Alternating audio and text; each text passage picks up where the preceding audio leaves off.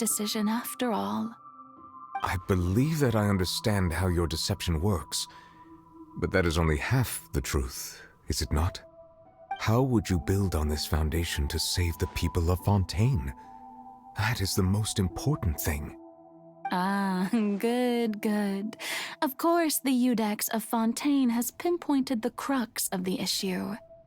I'm sure you've long sensed that the Oratrice is no simple machine, yes? I've always suspected that it had its own consciousness, and Lenny did mention that he heard a human voice within the core chamber. It now seems that that person was you, hidden within the machine all along. Am I right? And then I became one with the Oratrice, taking Fontaine's gnosis with me. Yes, it would seem so, wouldn't it? Alas, your understanding of this device still lacks sufficient depth. In truth, it is no enactor of justice. It is, in fact, a device created to kill the god of justice. I beg your pardon? Oh, you have it. And to be more precise, not only will the Oratrice take down the god of justice, it will also take down the divine throne upon which she has been placed.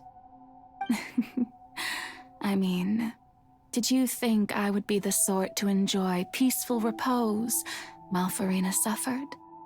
My work over these last 500 years has been to constantly accumulate indemnitium within the Oratrice. But really, some have already discovered that only a small fraction of the energy generated by the device was ever used to provide power to Fontaine. The vast majority had to be, accumulated to enact this death sentence. It was all a part of your plan, then? Both the trial and the sentence? Indeed. This power, accrued over 5 centuries, could have sustained Fontainians for millennia had it only been used for that purpose. Almost all of it has now been stored within the Oratrice. But only power of this magnitude could hope to destroy the Hydro Archon's divine throne, shaking the rules established by Celestia and breaking through the institution that is the Seven. So the Oratrice's call for death was for neither Farina nor Focalors, but for the Hydro Archon. The destruction of that divine throne. If I do not misunderstand your intent, you must be... Returning what's rightfully yours to you, of course. In other words, this was all done to return the authority of the Hydro Archon to the Hydro Dragon of this planet. But...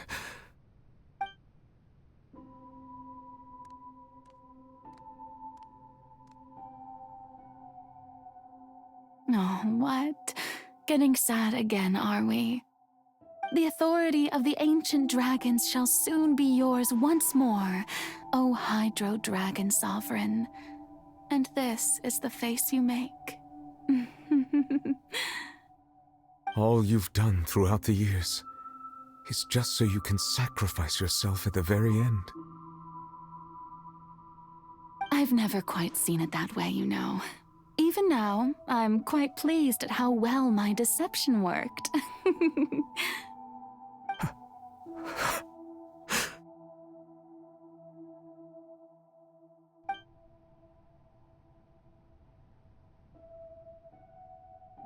Hydro Dragon,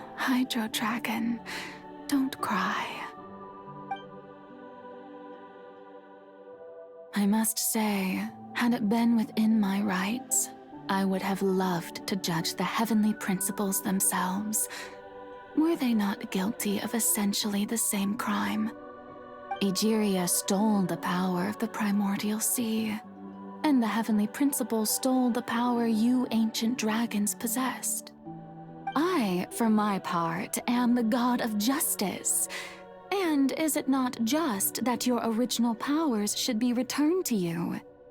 Speaking of justice, I have always believed that justice lies in the process of pursuing human existence itself. So, if the theft of the primordial sea's might was Fontaine's original sin, then, leaving matters of procedural right and wrong aside, the descent of the Fontanians as humans and their right to exist in this world would be Fontaine's original justice. In other words, existence was Egeria's justice, and to me, justice is the continuation of that existence.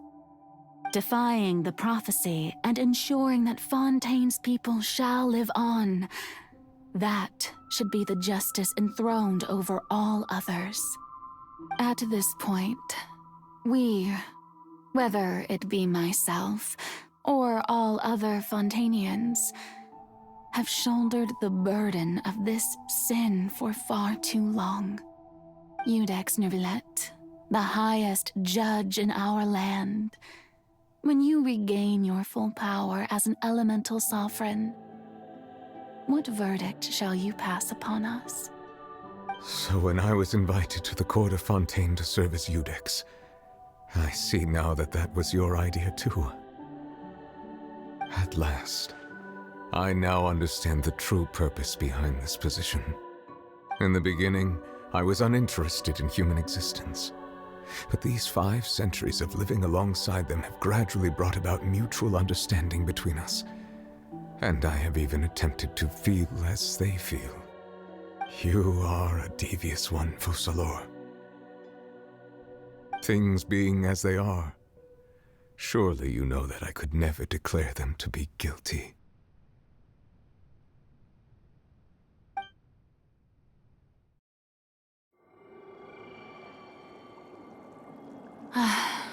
The hour of my execution is almost here. For the sinner, the curtain call has come.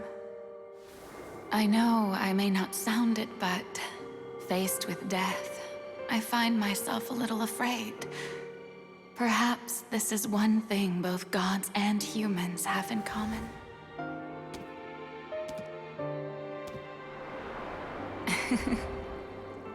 Farewell, Neuvillette. I hope you've enjoyed the part you played these 500 years.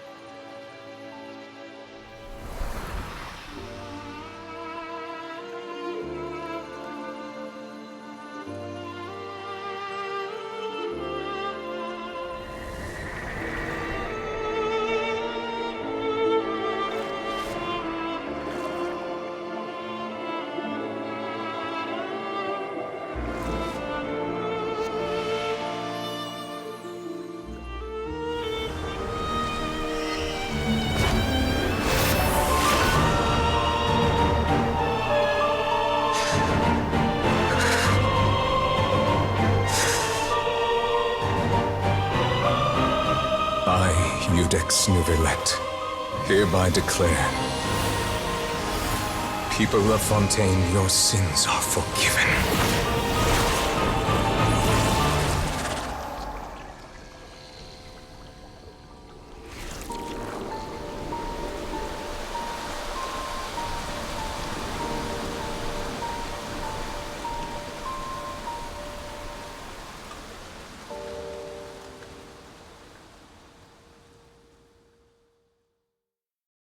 Boom, boom, and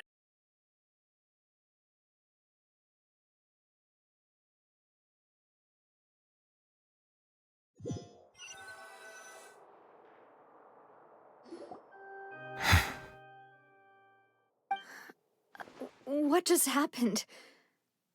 Has the death sentence been carried out? was that bright light some sort of misdirection? I have a feeling that something huge just happened. But since we're all still alive and haven't been dissolved, I assume whatever happened was good for us. It's time to end this. We must mete out punishment to that beast. Didn't you say just a moment ago that it can't be defeated? I have gained the strength sufficient to deal with it. Through certain means, I now have the ability to separate the power of the Primordial Sea from that creature. We should seize the opportunity to pursue our quarry. Traveler, now that the oratories can no longer function, I require an executor to help me mete out justice.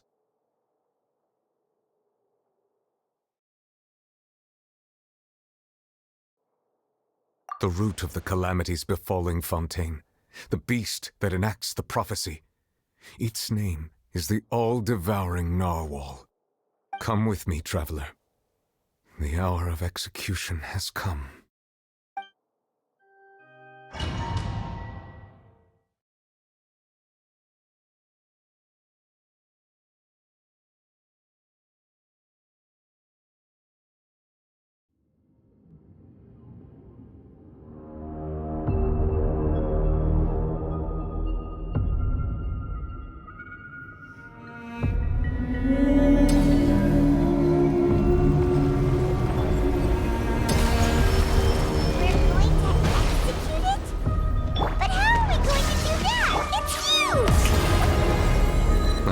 Done my best to separate the power. Considering the size of the beast, I cannot reach the power source. Unless we can find a way to attack it from within. I shall share part of the ancient dragon's power with you. We shall look for an opening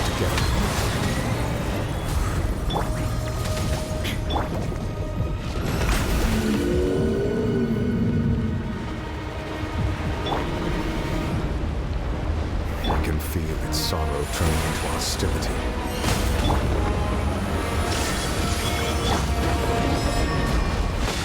The wind knows it.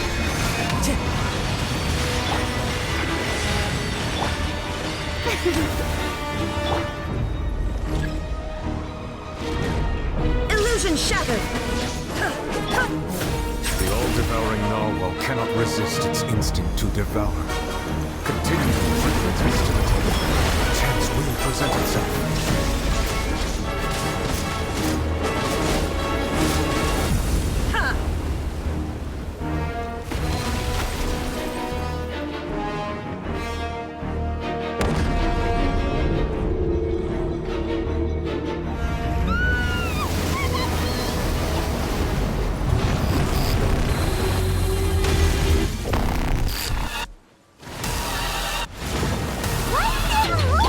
Thingy over there.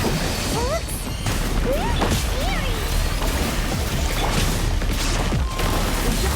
Frogs high. The birds call. Up to it, Manzai.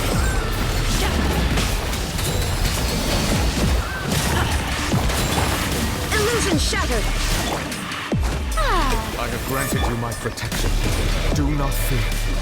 Seize the moment. Use my power to press its root from within.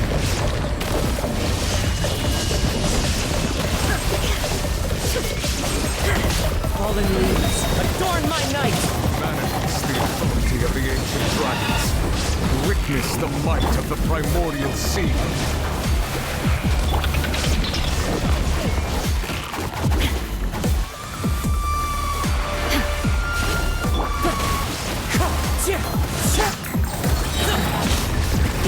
Many happy returns!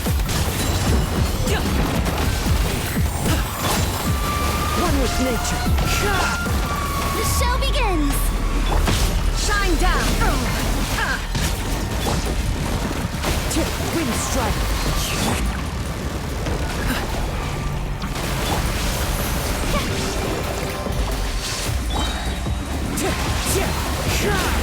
Let my name echo in song! One with wind and cloud. Illusion shattered! Now you shall perish!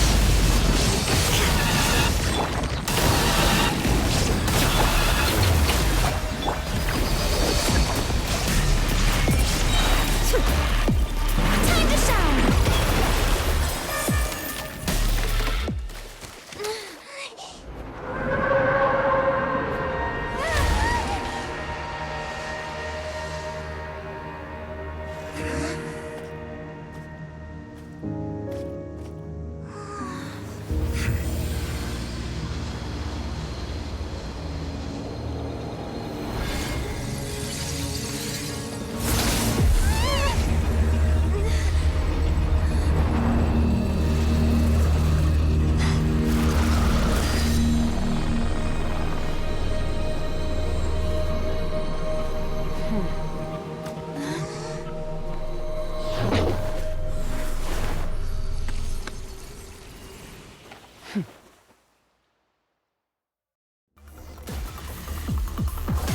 Thanks for helping with the cleanup. It should have been my job, but... oh well. It was just supposed to be a short private training session for me. I didn't think that my disciple and my master's pet would start brawling in the meantime. Well, actually, I had a feeling that it would happen at some point, but they bumped into one another earlier than I thought. What a blunder. I suppose I'll have to swing my sword 3 million times as penance. That power. Who are you exactly? Paimon has an idea. From what she said earlier, she must be Child's master. Skirk, right? It's just that he gave us the impression that she was the less talkative person. I simply did not have anything to say to the weak. But you, on the other hand, managed to defeat the all-devouring narwhal without using power from beyond this world. So you may speak to me as equals. I have to agree. It's a strange use of a planet's primordial waters just to raise an all-devouring narwhal. That kind of power is wasted on it. It's not cooperative. It eats too much. And I have more important things to do with my time than pet sitting. The only thing that creature has going for it is its looks. All in all, it fails as a pet. Miss Skirk? I think you might have missed the point. The point being? Well, being that this pet almost destroyed an entire nation. So what sort of person is your master? Well, Child's master's master. Wait, is that right? Oh, right. So you don't know him. Sorry, I assumed you did. His name is Sertologi.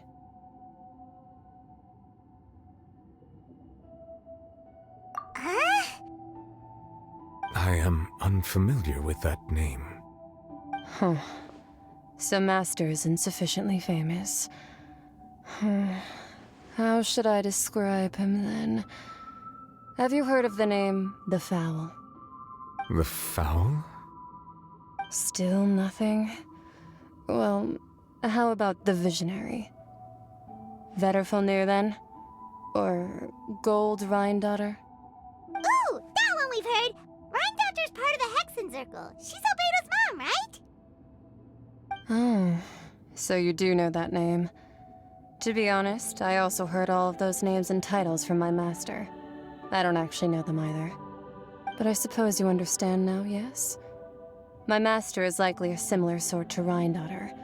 They are both pursuing some form of perfection. Wait, didn't you also mention a visionary person? Paimon didn't quite catch their name. Actually, never mind that. I believe it expedient to inform you that the all-devouring narwhal used up nearly all its strength fighting you. Such roiling hydro energies will prove difficult for the planet's deep seas to digest. As such, the Fontaine back on the surface has most likely been thrown into chaos. In other words, the prophecy that you've been fretting over should now be in full swing. What?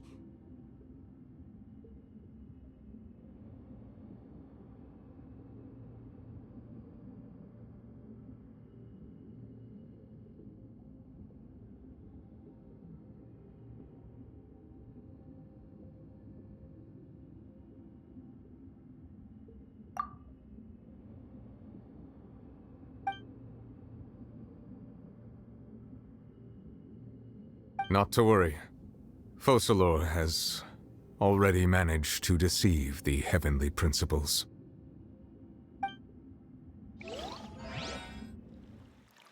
In the end, the people will all be dissolved into the waters, and only Furina will remain, weeping on her throne.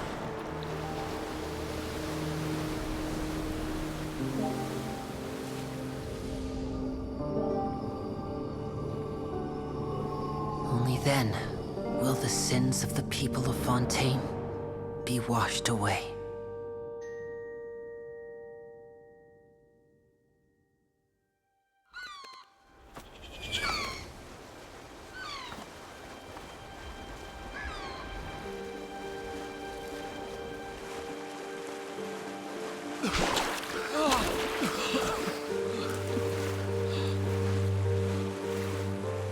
Hey!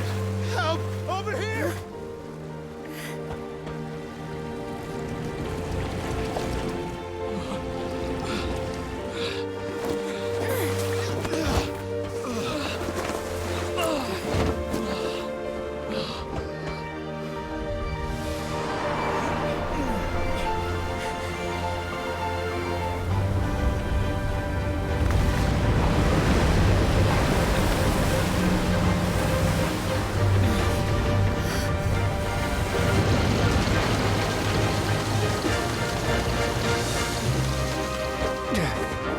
All hands, initiate emergency rescue!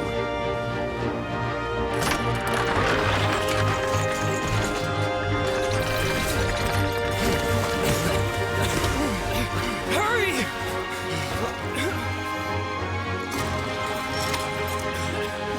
Hey, lend a hand!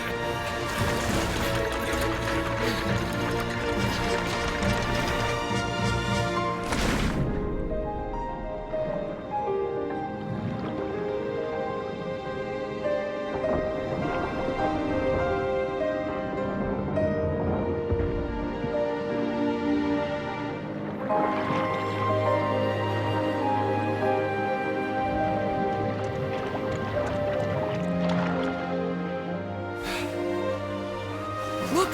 The water's receding! It's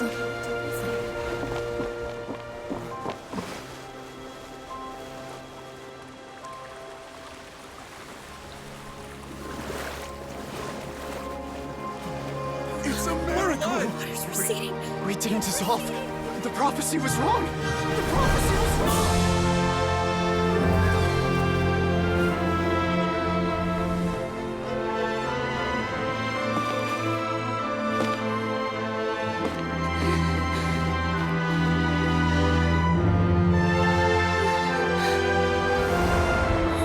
Are you alright? Yeah. We're saved. The prophecy was wrong.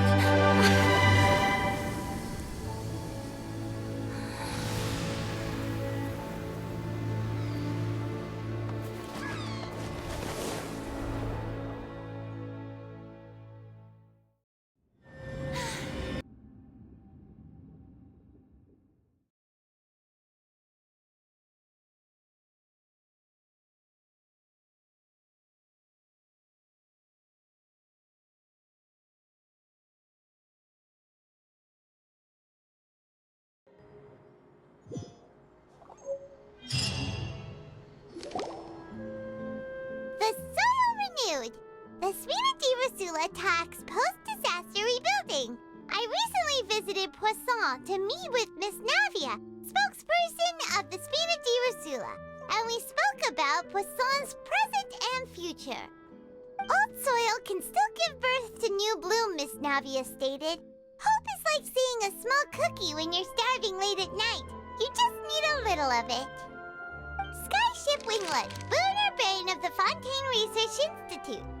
The various disputes that have arisen on account of Mr. Edwin have suddenly become a shield over the Institute, with Jurier turning out to be a once overlooked hidden gem.